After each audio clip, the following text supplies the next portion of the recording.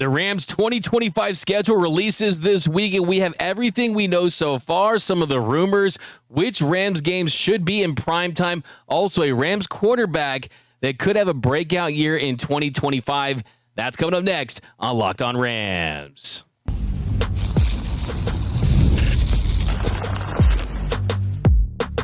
You are Locked On Rams, your daily Los Angeles Rams podcast. Part of the Locked On Podcast Network, your team every day. What is up, and welcome to another episode of Locked On Rams, your daily podcast covering your Los Angeles Rams. Free and available wherever you get your podcasts. Locked On Rams, part of the Locked On Podcast Network, your team every day. We're also available over on YouTube, so if you haven't yet, do me a huge favor. Hit the subscribe button, hit the notification bell, hit the like button. Just past 17,000 subscribers, trying to get to 18K. If you're new to the channel, welcome. Lots of new viewers, a lot of new listeners, so definitely hit the subscribe button if you have not already. Also, you can listen to the podcast version as well while you're driving around. The audio form is awesome as well. My name is Doug McCain. You can follow me on X and Instagram at DMAC_LA. I've been covering LA sports for over a decade, 24/7 sports, Dodgers Nation, SI, Bleach Report.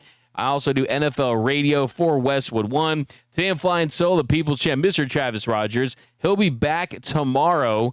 But we got a jam-packed show. The NFL schedule, the dates, the primetime games, the times, everything is going to be officially official this week. And we're going to be breaking it down on Wednesday. But there's some rumors already going around. And we're going to get into what we already know about the schedule so far that the Rams will play in 2025. How difficult of a schedule is it? Who would those matchups be against?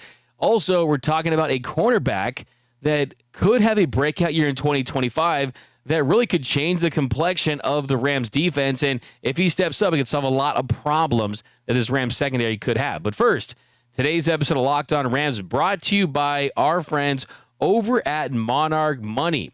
Take control of your finances with Monarch Money. Use code LOCKEDONNFL at monarchmoney.com for 50% off your first year.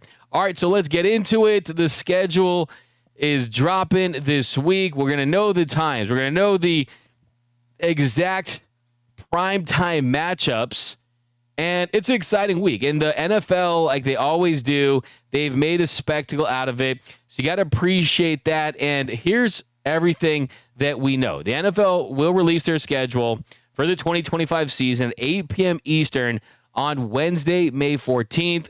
And here's who the Rams are going to play in 2025.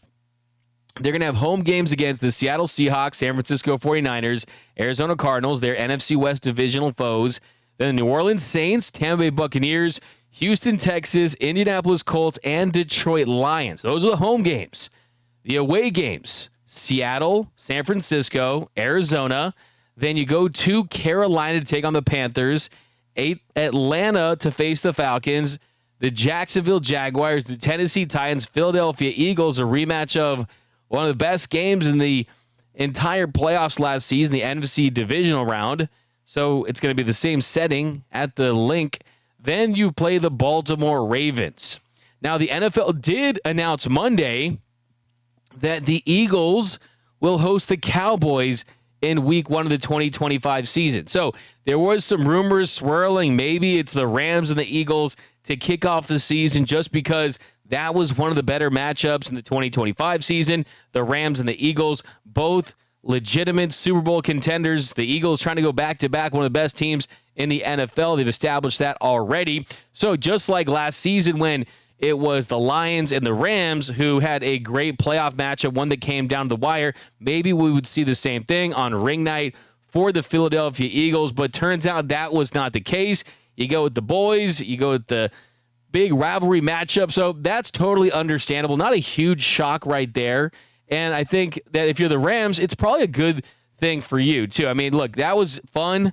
It was Sunday Night Football to start the year against the Lions. It came down to the wire. It was a close matchup. Unfortunately, Puka Nacua, he went down with the injury the way he did, and you didn't love that, but you did get to start the season with a bang, but then you lose that game, and you go on the road, and you get beat badly by the Arizona Cardinals, and just like that, you start 0-2. So I would prefer for the Rams to start their 2025 campaign at home.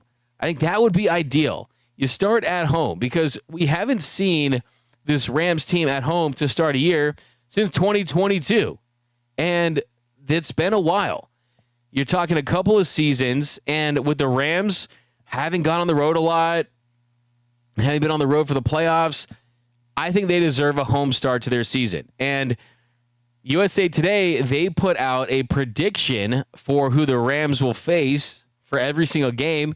They're predicting that the Rams will take on the Seahawks in week 1. And I like the subplot there too. It's 1, a divisional matchup, Seahawks versus the Rams, and 2, Cooper Kupp goes to LA and takes on his old team. So that would be pretty interesting as well. A good subplot. You get a marquee game, the Rams versus the Seahawks. We know the NFC Circle of Life has always been the Rams own the Seahawks, and everyone owns the Cardinals for the most part, and then the 49ers have their way with the Rams. But that hasn't been the case in recent years. The Rams have changed that. The Circle of Life has changed. The Rams already own the San Francisco 49ers in the 2021 NFC Championship game. We've also had some success in the regular season as well. By the way, at a little aside here, the Rams have already given Cooper Kupp's iconic number 10 to a new player. And that new player is Bryn Covey. Bryn Covey, we talked about last week, the returner extraordinaire, the Pro Bowl special team elite returner. He is now rocking number 10. So that definitely kind of makes you feel some type of way. And the reactions on social media weren't awesome about that. A lot of people want them to change that. A lot of people are up in arms about that. But hey, kind of just shows you business is business in Rams land, and they've already moved along. Now, let's run through the schedule prediction too. So, schedule prediction, USA Today, Seahawks in week 1, and then week 2 at Tennessee. Really interesting here because that's obvious that the Rams are going to be on the road because Chris Brown, the R&B singer, he has a sold-out show at SoFi Stadium on Sunday, September 14th. So, yes, you could theoretically have a matchup there on Thursday or a Monday Night Football game, but with the way that things play out, you're probably looking at a road game. In Tennessee, early on, would make sense. And then you would have 2 games in a row, Tennessee and at Atlanta. So the Falcons, a lot of Rams connections. You got Raheem Morris. You got the 2026-2025 draft trade that they made for Pierce, and the Rams get the 2026 first, so it's coming off that. And I think if you are the Rams, you kind of stay on that part of the country. You take on 2 of those opponents. In week 4, the 49ers. So this is some would say probably the first real chance at a super primetime matchup, whether it be Sunday Night Football, Monday Night Football.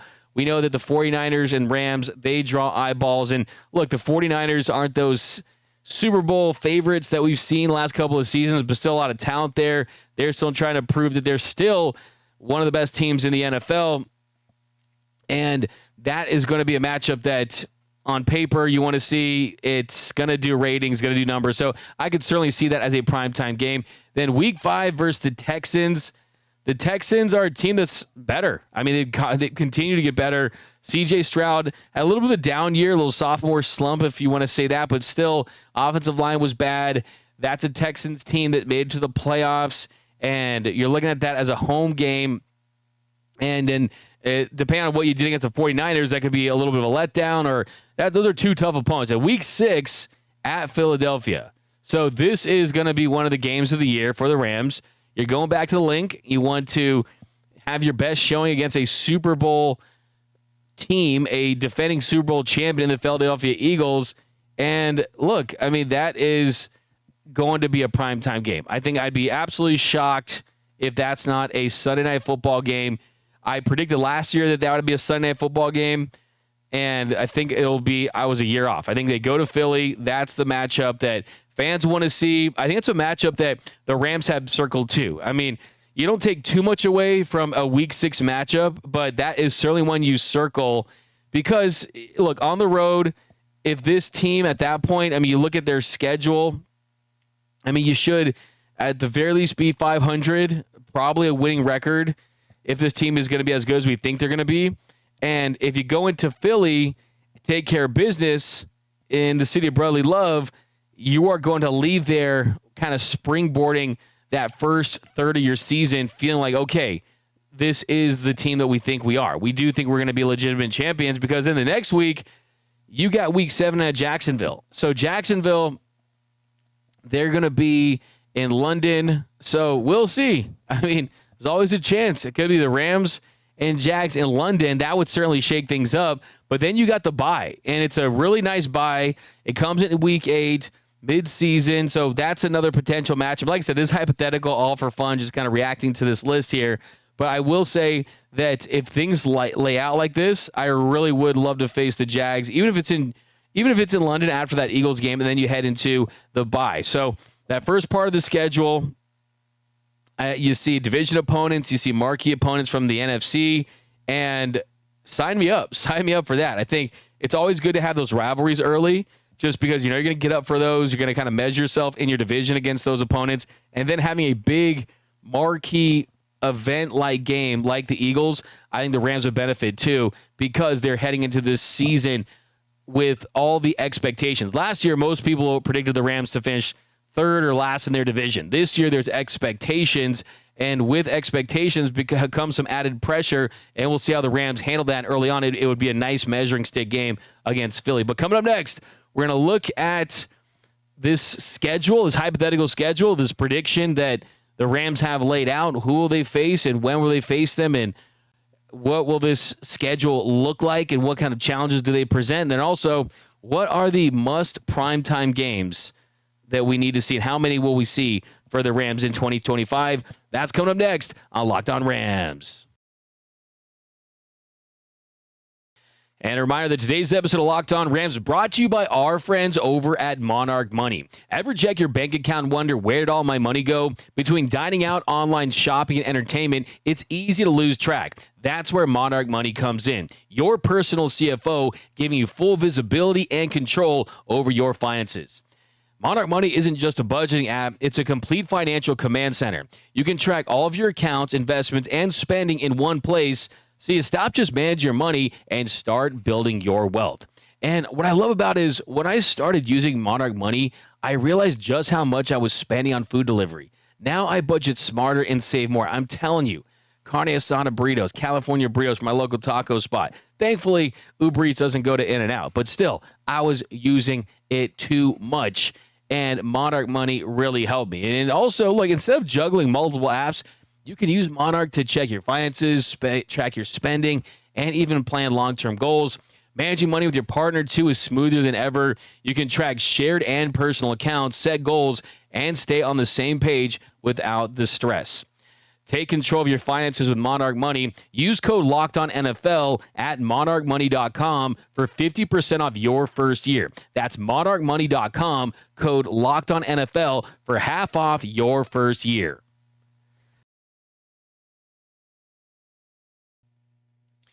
And we are off and running here on Locked On Rams. Thank you for making Locked On Rams your first listen every single weekday. Free and available wherever you get your podcasts. Locked On Rams, part of the Locked On Podcast Network, your team every day.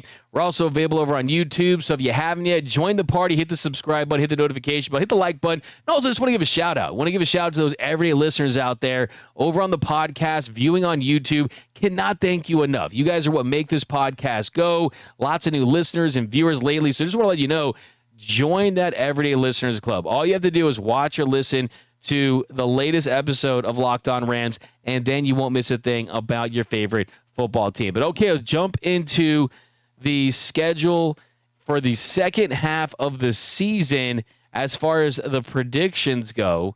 It kind of gives you just a general idea about the opponents, about where they're playing, some just facts, and we're going to do a deep dive into the schedule once it drops. Trust me on that. But it does give you a good idea of, okay, this is who they're playing, this is the divisions, this is the matchups, these are the home games.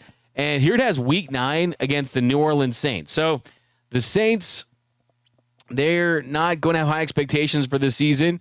Derek Carr, he surprisingly retired after his shoulder would not bounce back. And this is not going to be a primetime game.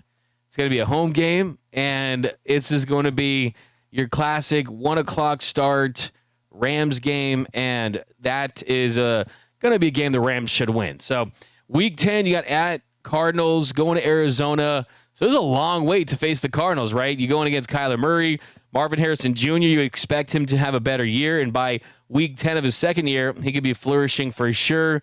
And look, I mean, after seeing what the Cardinals did to the Rams in 2024, you're not going to take this team very lightly. You're going to expect a tough matchup, especially if they're healthy. I like the way that things are trending for that Cardinals team. I think that they are in it for the long haul as far as their roster build, and they are going to get up for the Rams like they did last season. Two really good competitive games with these two groups. And the first one was not good, though. The Rams, you get absolutely boat raced in week 2, and hopefully that's not the case again. I mean, week 2 against the Cardinals, the Rams got blown out 41-10 in that one. And, of course, that was the game when Trey White, he made Marvin Harrison Jr. look like the next coming of Megatron. So hopefully that's not the case. But the second one was definitely more competitive. And look, for the Rams, you got to just stack those wins against your division opponents. And the late December game, that was, of course, the Kella Witherspoon saved the day game where the Rams won 13-9. I mean, that was the moment there with Akella Witherspoon. And, that's kind of what I love about the guys. He gives you that last-minute interception. The NFC West title was, I really think, kind of won that day in a lot of different ways. So that's going to be tough, a game against the Cardinals team potentially, but you can't take the division opponents lightly. And if it comes in that part of the season, then you kind of welcome that. Then week 11 versus the Buccaneers. Now the Bucs, they were in the playoffs last season, and they only lost by 3 points to the Commanders in the wild card round. They could be even a better team in 2025. You give Baker Mayfield another weapon in Emeka Egbuka. Buccaneers could be tough. I mean, I like to see what Baker Mayfield has done after his Rams stint. He's definitely been one of those feel-good stories and proof that Cleveland is not where you want to be as a quarterback. And he got out of there and he had his career turned around, and he credits Sean McVay and this Rams organization a lot for helping him do just that. Then week 12, the Colts at home. Big question for the Colts. Who's going to be their quarterback in 2025? They could be a bottom third team in the NFL. It's a home game. It's another one you're not thinking primetime. Week 11 could be like a sneaky primetime game, but depending on how those teams play to start the year. It could be a Monday Night Football game. I mean, that's a sneaky one. Buccaneers, Baker Mayfield has some juice. And then week 13 at Carolina. The interesting thing about this one, of course, is the travel. The Rams going all the way across the country. And we'll see, does Bryce Young improve? Because a lot of people just wanted to write off Bryce Young, and he showed some improvement last season, and we'll see if he can continue to get better. I still think there's a chance that he could be a solid quarterback in this league. The talent still is there. Just need some more pieces around him, some consistent, solid coaching, really, and I'm not out on Bryce Young completely, so that's another one's tough. Then week 14, this is going to be a game that will be on national TV. Sunday Night Football, I'll call it right now, the Lions. Okay, this is a guarantee for a primetime matchup. The Lions and the Rams, they're one of the best sneaky non-division rivalries that has started in the last couple of seasons. One, because of the subplots, of course. Jared Goff, the former Rams quarterback, then Matthew Stafford, he wins a Super Bowl with the Rams. You already know this. I don't need to explain that to you. But what makes it that much better is these two teams have had great competitive games against each other. That's how you actually make a rivalry happen, right? Is not only are the subplots there, but when you two face off, and it's usually with something on the line. In the case for the Rams and the Lions, it was the playoffs a couple years ago you met. And in this case, it's continuing to be two of the teams that have been knocking on the door in the NFC that want to break through and make it to a Super Bowl, right? So I think for the Lions, they're Super Bowl less, right? And the Rams, they're trying to get it done again. But this to me is almost like, I mean, obviously they're not division, but it almost feels like this is Lakers Kings from the early 2000s, Lakers Suns from kind of the mid 2000s, right? Kind of where you look at it as a rivalry that it's not going to be here forever because it's dependent on the players that are currently on the rosters and the coaches that were currently coaching these teams, right? So this is a fling rivalry. Like, don't get it twisted. Like, this rivalry is not going to be around forever. This is not Rams 49ers. This is not Dodgers Giants, Yankees Red Sox, Michigan Ohio State. This is a rivalry that is solely based on the current rosters of both teams and both teams that are in the hunt for the same exact thing. This is the Dodgers and the Padres, right? I mean, things like that. Like, the Rams rival will always be the San Francisco 49ers, right? And look, early 2000s, the Lakers, their rivalry is always going to be against the Boston Celtics. But for that couple-year stretch, the matchup that you wanted to see the most was the Lions. For the Rams is the Lions now, but it was the Kings and the Suns, right? That was the matchup that you wanted to see the most for the Lakers. Now, in this case, you want to see the Rams versus the Lions because there's just, it's a very competitive match between the two teams. I can't wait to see this one. It'll be a nationally televised game.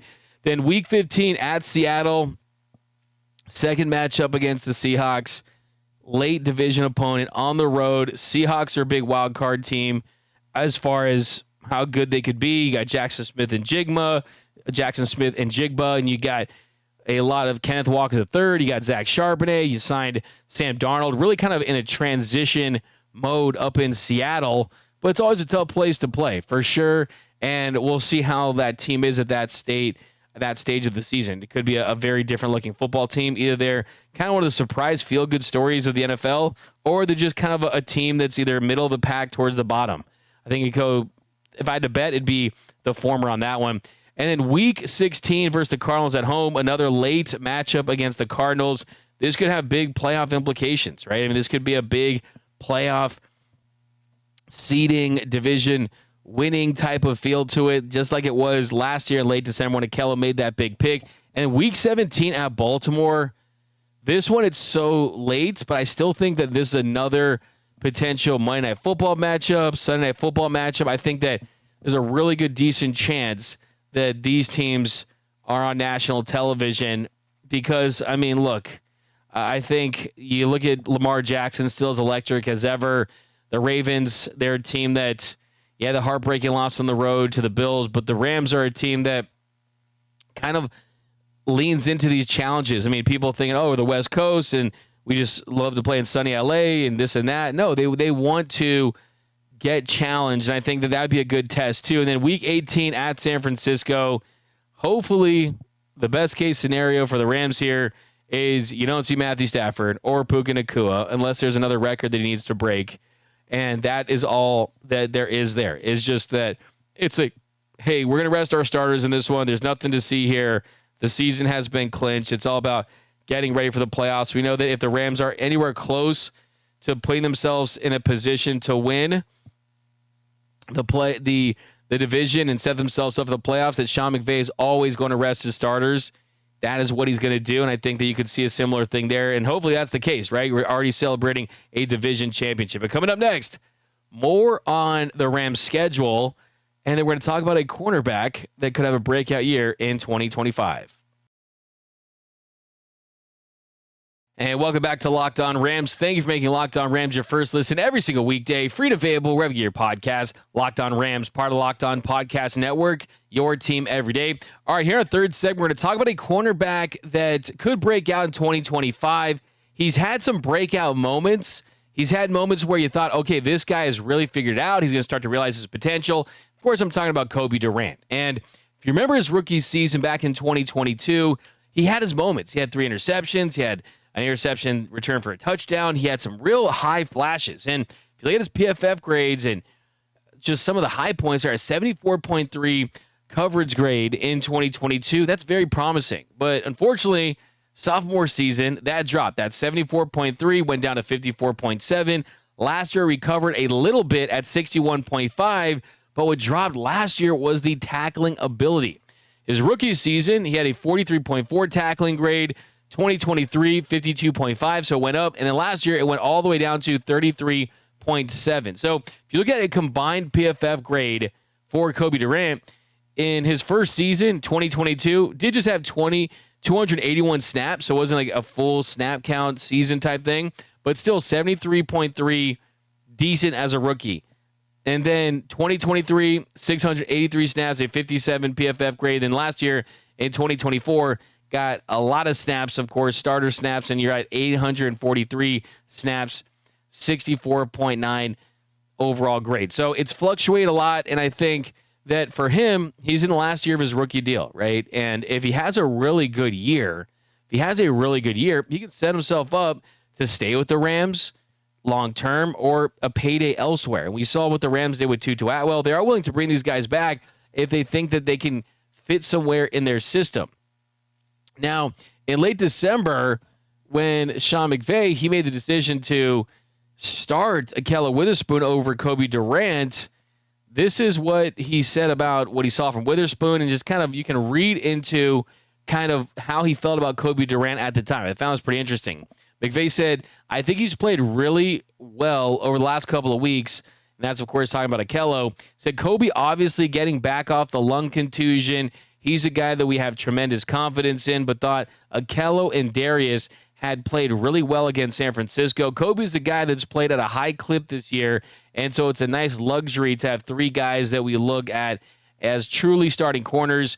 Been really pleased with Ahkello. He's competitive. He's got good length. He's got the ability to be sticky in coverage, especially on short intermediate. And I think he's really played the ball well down the field with some of his looking lean, just techniques and fundamentals. I thought Ahkello has played really well these last 2 weeks, and he's had some key and critical stops and some really important down and distances that have been huge for our defense. So I think that, yeah, you see McVay kind of likes the length. He kind of likes how he's been sticky in coverage, as, of course, that is described. And we know that, hey, we saw the play made against the Cardinals like we talked about today. I mean, he has had some big moments, but I think for Cobie Durant, he's got the higher upside as far as just the ability to stay with guys and just move around and the speed, the agility. And I think the thing that would take him over the top, really, is if you just get better as a tackler. I mean, those numbers aren't going to play. A 33.7 tackling grade. And, yeah, of course, you got to take PFF grades with a grain of salt as big as Aaron Donald's biceps. But still, I mean, it gives you a general idea at the very least about how you kind of feel about that. And if he can get better as a tackler, that would solve a lot of things for him. I mean, if you kind of just look at the missed tackles in the last 3 years in the NFL, he's had 21 missed tackles. I mean, that's 17.5% of the total snaps that he's played in. So you look at the fact that he's made 80 tackles and there's that many missed tackles, that's a jarring stat. So, yeah, I mean, he's not necessarily built to be the best tackler. He's 5'11", 180 pounds, and how he can help this team the most is in coverage for sure.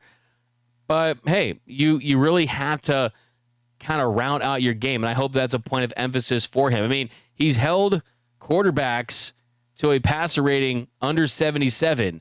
So, I mean, that is promising. I mean, the coverage skills are there. It's just about becoming a more complete cornerback for Cobie Durant. If he does that, that's going to be massive because, yes, we still feel pretty confident this team's going to make an impact trade. Hopefully that's Jalen Ramsey. If it's not Jalen Ramsey, it's someone else.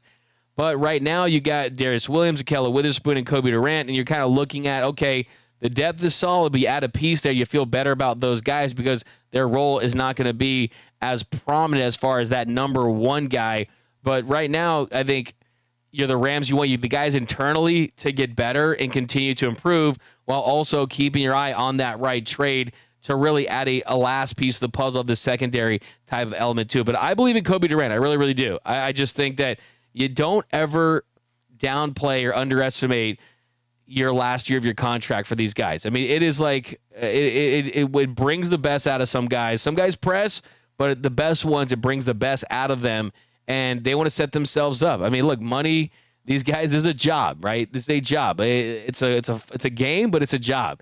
And for him to continue his job and to get compensated for his job, he has to perform, and this is the year to do that. So I believe in Cobie Durant, but let me know down below in the comment section, what are your thoughts on the schedule?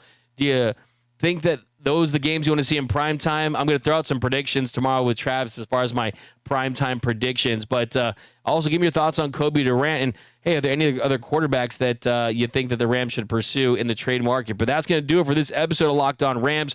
My name is Doug McCain. You can follow me on X and Instagram at DMAC_LA. And until next time, whose house? It's Locked On Rams house.